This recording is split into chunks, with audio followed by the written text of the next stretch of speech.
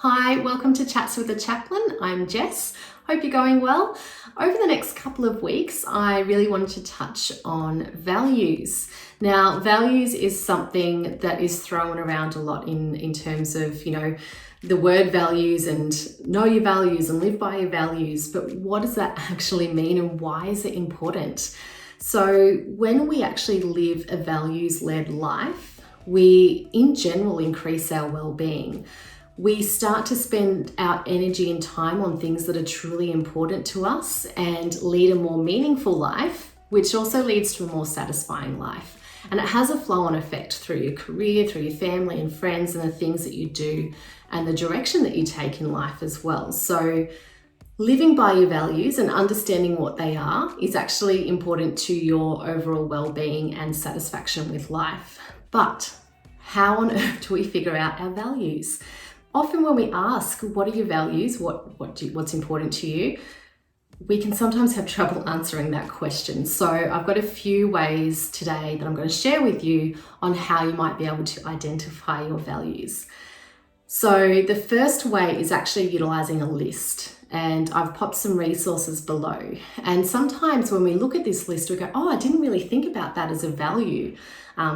But when we unpack it a bit further, it really is. So what you can do is sort of take a list like the one below and start to circle, what do you think are the values in your life? What stands out to you? And then there's exercises to take that even further. So you've ended up with a list of maybe 20 values. Okay, can you chop that down to 10?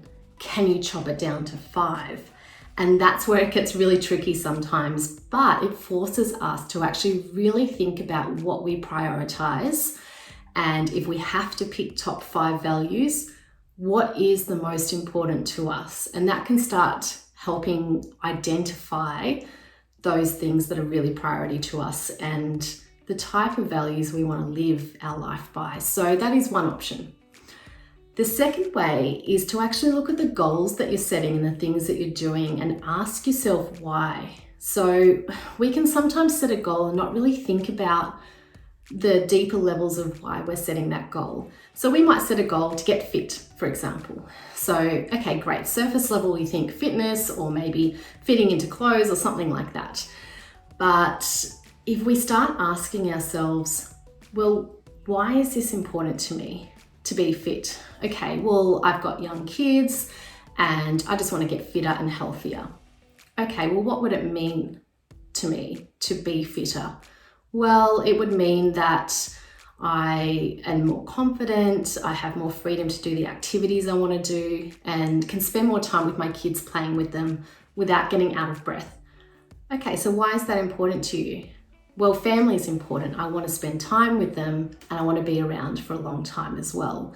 So as you can see, your fitness goal has actually become something more about the fact that you value family and you value time with your family.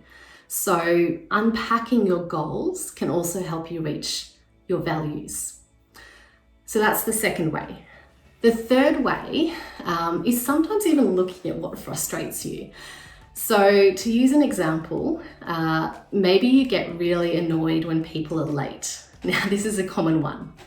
Now, remember, we all interpret and look at life through our own lens, which is different from the person next to us. So there's something about people being late that we are placing our own interpretation on. Why does it annoy us? Okay, so maybe being late for you is a sign of disrespect.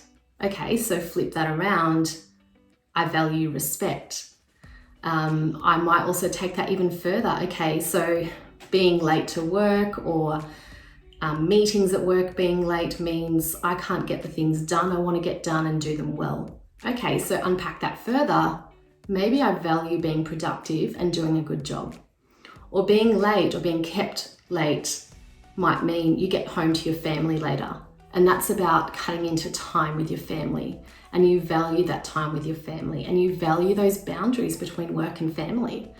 So something as simple as being frustrated by people being late can actually be an indicator of what it is that you're valuing. So it might be about really respecting people's time.